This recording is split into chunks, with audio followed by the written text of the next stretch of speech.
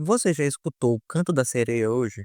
Você já parou para pensar porque casas de apostas oferecem, logo de cara, R$ 200 em bônus grátis? Será que é generosidade delas? Já adianto que não.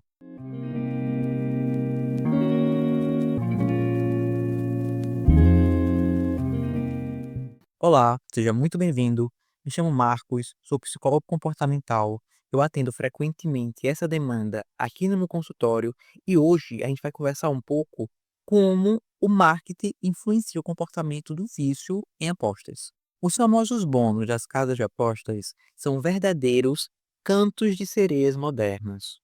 Isso é bem semelhante àqueles cantos de sereias que antes levavam marinheiros aos naufrágios. Só que em vez de vozes sedutoras em ilhas místicas e encantadas, hoje nós temos influenciadores sorridentes em TikToks, Instagram e outras redes sociais. Nós temos também postagens coloridas, contagens regressivas e notificações que chegam no celular de 5 em 5 minutos, com luzes brilhantes que parecem um cassino. E o conteúdo dessas vozes sempre vem com uma mensagem bem otimista. É algo parecido com: você está a um clique de mudar a sua vida. E tecnicamente, isso não é mentira. Você de fato pode acabar mudando sua vida apostando. Igualmente, você também pode mudar sua vida atravessando uma rua com olhos fechados. Em resumo, essas são duas práticas bem perigosas. O vício em apostas não é um acidente, é literalmente um produto. Há uma indústria por trás que fatura bilhões de reais justamente com o que você perde na roleta. E olha, elas acabam faturando tanto justamente porque você continua jogando mesmo depois de perder. O que as casas de apostas querem não é em nenhum momento que você vença, mas sim que você acredite que pode acabar vencendo. Olha só que inusitado.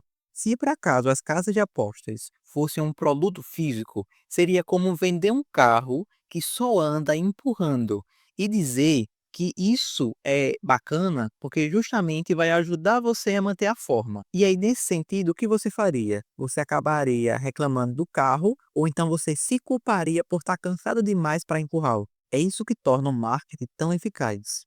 Ele não apenas seduz o jogador, ele acaba disfarçando a exploração como se fosse uma escolha pessoal.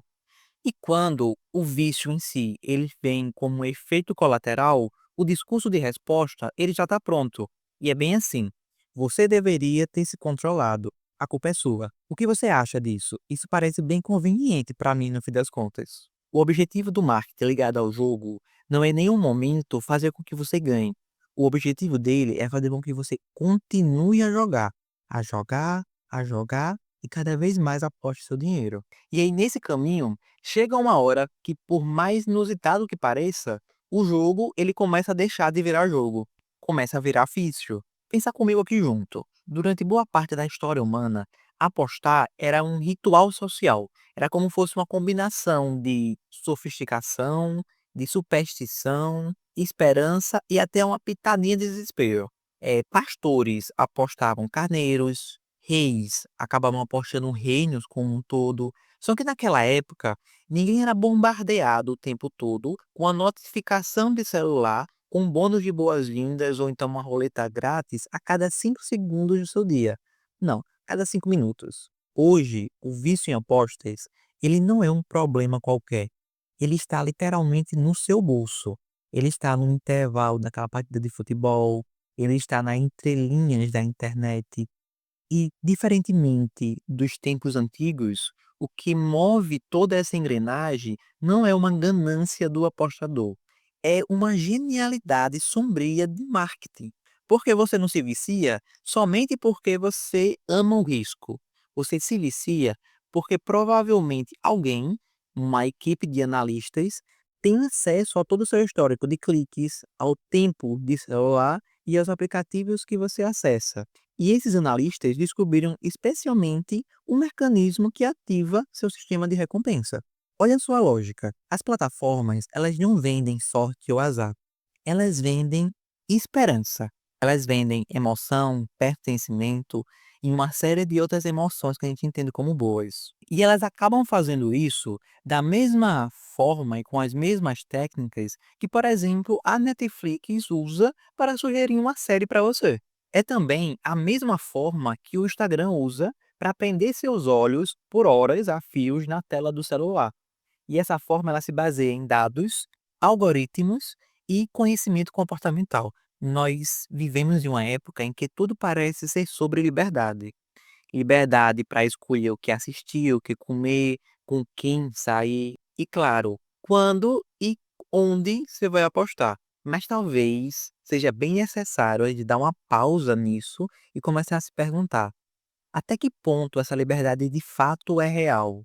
E até que ponto isso não foi cuidadosamente planejado por uma outra pessoa, ou então baseada em algoritmos.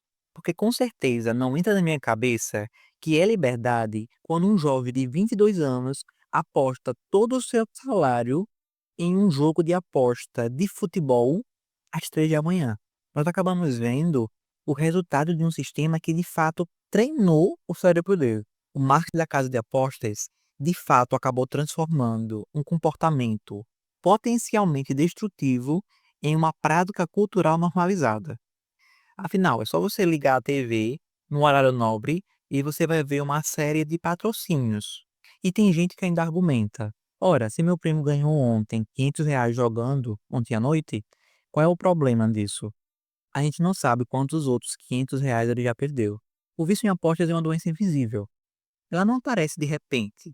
Ela vem se instalando aos pouquinhos e sempre com a sua permissão aparente.